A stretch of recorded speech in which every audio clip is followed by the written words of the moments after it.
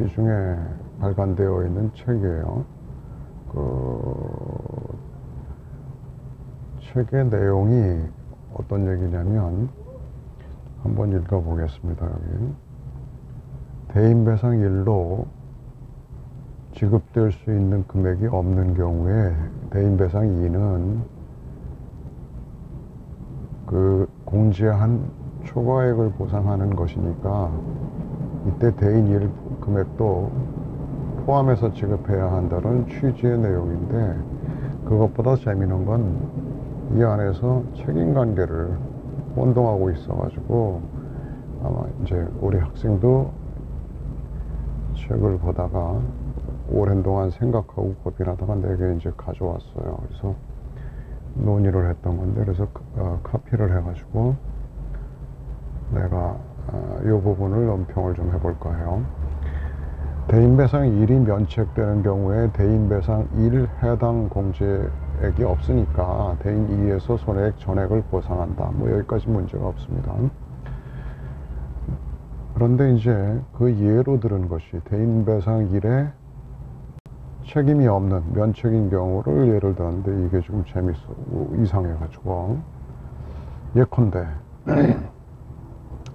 자동차 출입문을 잠그지 않은 채 주차해 둔 A 소유의 차량을 B와 C가 공모하여 절취했대요. 그래서 그 절취자 B와 C 중 B가 운전하다가 사고가 나가지고 단독사고로 동승 중인 C가 사망했대요. 그러니까 B와 C가 차를 훔쳐서, 그러니까 자동차에 이제 이 사례에서는 자동차의 출입문을 잠그지 않았다라는 점에서 차주의 차량관리상의 과실이 있다라는 점을 이제 암시하고 있어요. 그래서 B와 C가 뭐 길거리 지나가다가 이 차가 문이 열려 있으니까 둘이 야 저거 훔치자 그래가지고 훔쳤대요. 누가 운전을 했냐면 이제 B가 운전을 하고 사고가 나서 C가 사망했다는 건데, 그 C의 총 손해액이 사망 손해액이 3억 원이 발생했대요. 이럴 경우 A의 보험회사는, 그 차주 A가 가입한 회사의 보험회사는 대인배상 1에서 지급할 돈이 제로. 무슨 얘기냐면 A가 보험을 들었는데 보험사에 이 차를 절취한 거죠. B와 C가 절취를 했어요. B, C와 함께 절취를 했는데, 문제는 둘이 공범이었는데 하나는, 둘 다 도둑놈인데 하나는 가해 도둑놈, 하나는 피해 도둑놈이라는 얘기예요. 그래서 C가 사망했다. C가 사망해서 손해액이 3억 원이다. 그렇다면 보험회사에서 대인 1은 면책이지만 대인 2는 부책이라는 거예요. 여기 봅시다. 왜 대인 1은 면책이냐면 C는 자배법상 타인이 아니라 그가 바로 운행자에 해당하므로 A와 B는 자배법상 손해배상 책임은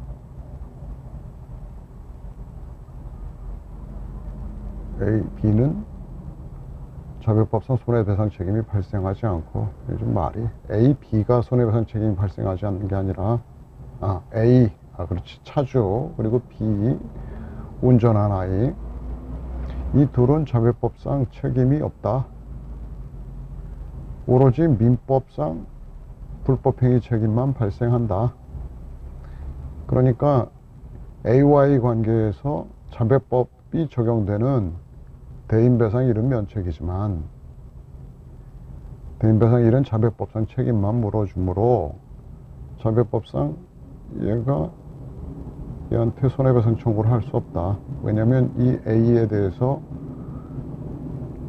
차주에 대해서 이 절취자가 스스로 난 타인이다라고 주장할 수는 없다라는 거죠. 맞습니다. 여기가 문제예요. 그런데 대인배상 2는 면책 사유가 없으므로 이렇게 말했어요. 대인배상 2는 면책 사유가 없기 때문에 보험회사는 A의 책임을 A를 통해서 대인배상 2를 보상하라는 거예요. 보상하고 B에게 구상한다라는 거예요. 이 말이 안 되는 거죠. 자, A가 자배법상 책임이 없어요. 그 엄격한 책임인 자배법상의 운행자 책임이 아예 없어서 타인성이 부정되는 얘한테 대인배상 2는 민법상 책임도 보상하니까 물어줘야 한다는 거야. 근데 A가 C에게 민법상 어떤 책임을 지죠? 이게 웃기는 거죠. A는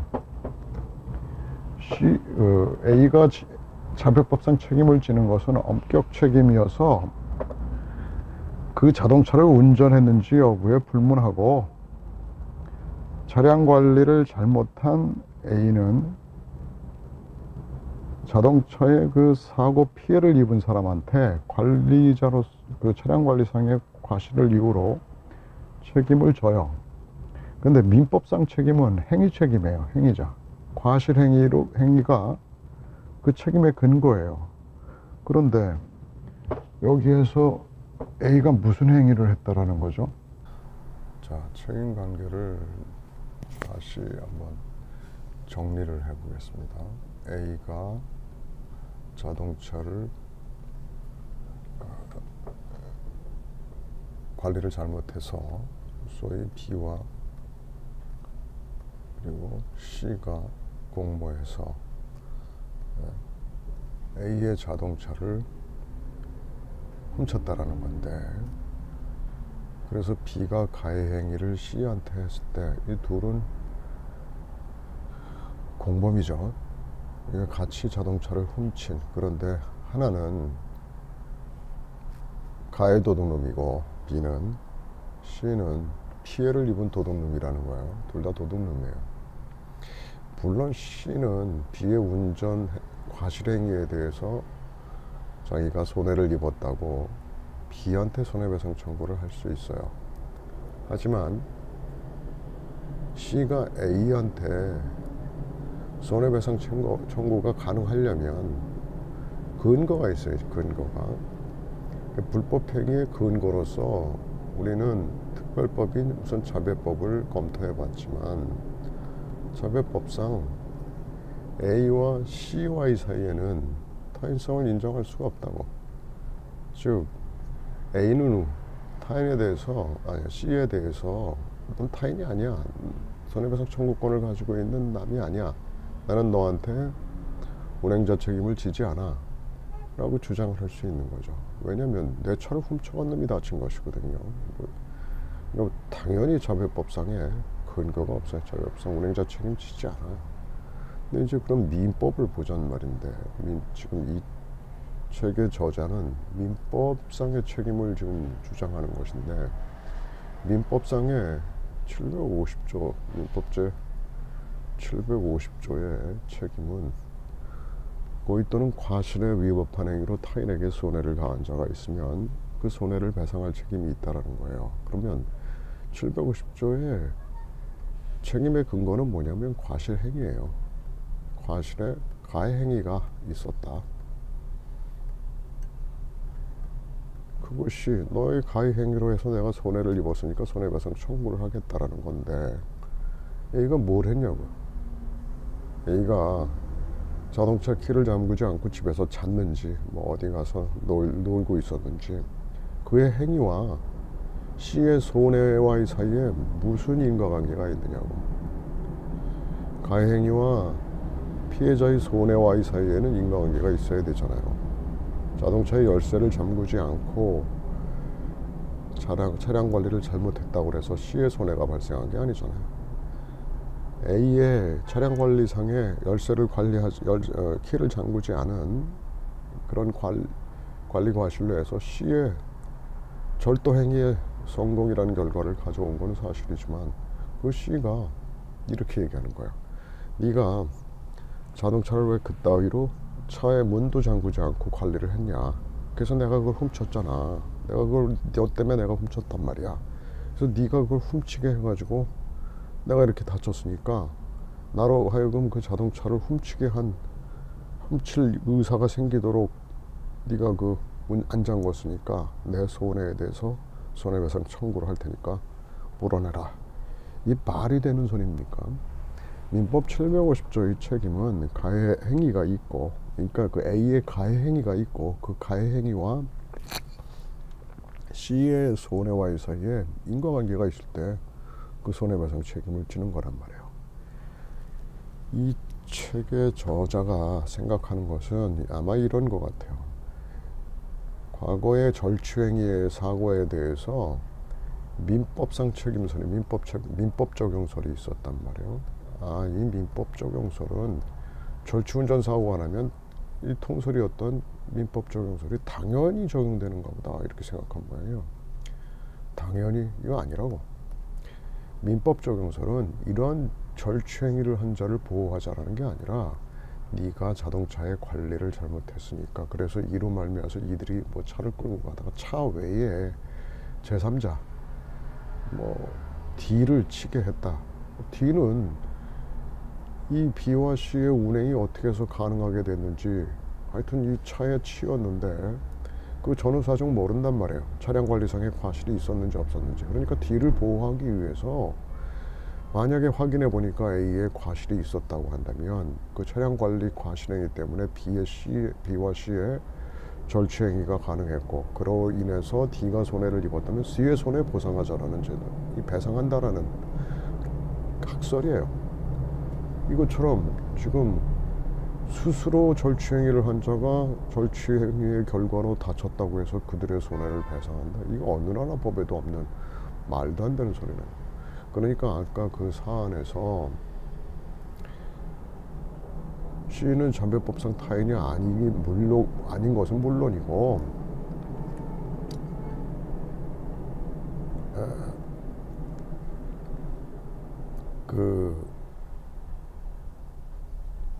여기 아예 민법상의 책임이 발생하지 않는단 말이에요.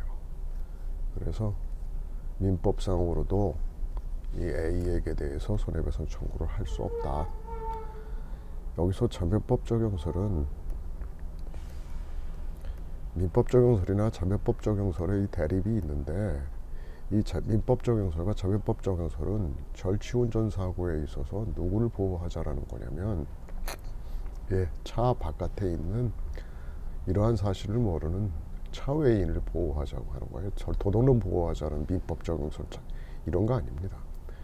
그러니까 민법 적용설은 D로 하여금 손해배상 청구를 할 수 있는 길을 열어주자. 어떤 경우에 A에게 과실이 있는 경우에, 차량관리상의 과실이 있는 경우에. 그런데 B와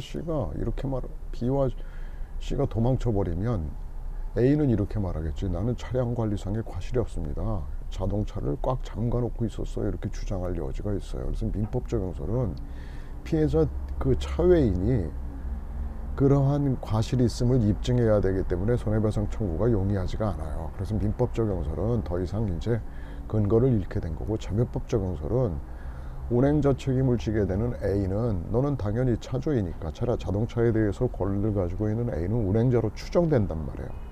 그러니까 D는 뭐만 하면 되냐면 차량 등록원부 떼보니까 이 차량 넘버의 주인이 너더라. 이 차를 네가 잘 관리했는지 잘못 관리했는지 난 모르겠다. 하여튼 네가 차주니까 너는 운행자 책임을 이런 추정되니까 책임져. 소위 항변설에 의하면 운행자성이 추정되잖아요.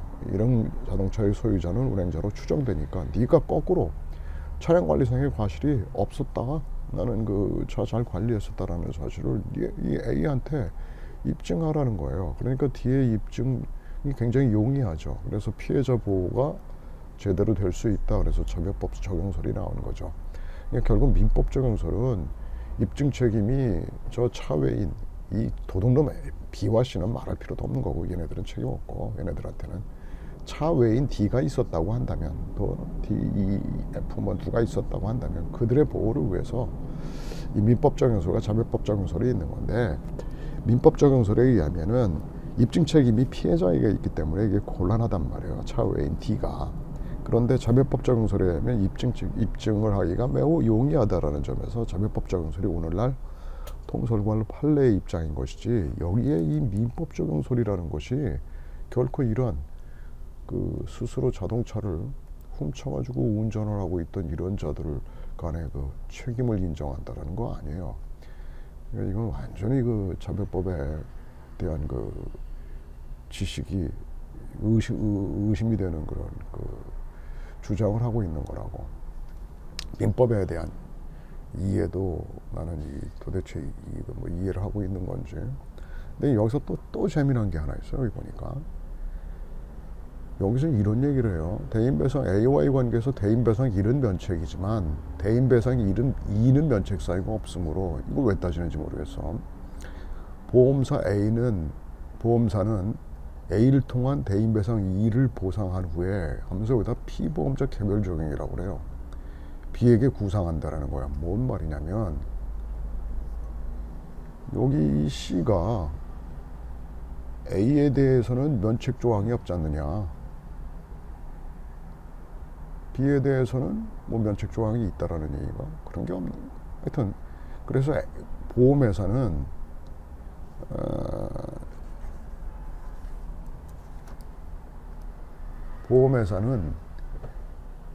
보험자가 여기 있다고 칩시다. 보험자는 A에 대해서 보상을 하고 B한테 구상을 한다라는 거예요.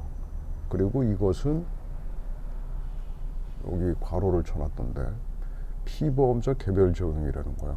뭔 소리를 한 겁니까? 자, 보십시다. 피보험자 개별 적용은 뭡니까? 보험계약에서 어떤 한 사고에서 피보험자가 2명 이상 복수로 존재할 때 보상책임의 발생 요건이나 효과, 즉 면책 조항 같은 것들의 적용은 피보험자별로 각자 개별적으로 판단해서 그 보상책임 유무를 결정해야 한다는 거예요. 그러니까 적어도 피보험자가 2명 이상 있을 때 혼자 있는데 무슨 피보험자 개별 적용이에요. 자, B는 피보험자입니까? 이거 도둑놈이에요. 무슨 개별, 이거 피보험자 아니야 이거. 도둑놈이에요 그냥. A는 김영 피보험자 맞죠. 피보험자 하나밖에 없는데 무슨 개별 적용이야. 그럴 뿐만 아니라 피보험자 A는 C한테 애초 법률상 손해배상 책임이 아예 없는 거예요. 면책이 아니라 무책 책임이, 법률상 책임이 아예 없다. 그러니까 이것은 C가 손해배상 청구를 할 때 논할 가치조차 없는 거예요. 보험회사에서 이런 청구가 오면 웃죠. 여러분이 보상 담당자라 그러면 이게 보험금을 지급해야 할 건가 하지 말 건가를 고민해야 할 사안입니까 이게? 이 도둑놈한테.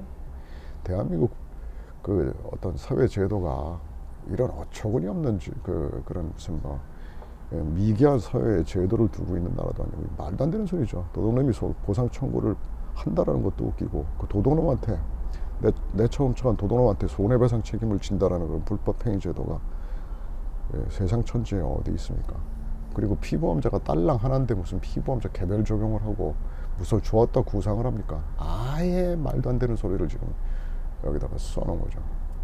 대인배상1 해당 공제 없이 손해액 전액을 대인배상 2에서 보상하는 것이다. 이런 걸로 돈 주면 내가 다수의 사람들이 선의적인 보험제도를 형성 운영해가지고 정말 우연한 사고를 당해가지고 참 안타깝다 하는 경우에 그것을 그 비용을 사회의 분산 평균화하자는 제도가 보험제도인데, 이따우 그 도둑놈한테 보험금 주무로 해가지고 나의 보험료가 이런 데에 쓰인다 그런다면 이 보험제도가 이게 정신이 있는 제도입니까? 말도 안 되는 소리죠 이게.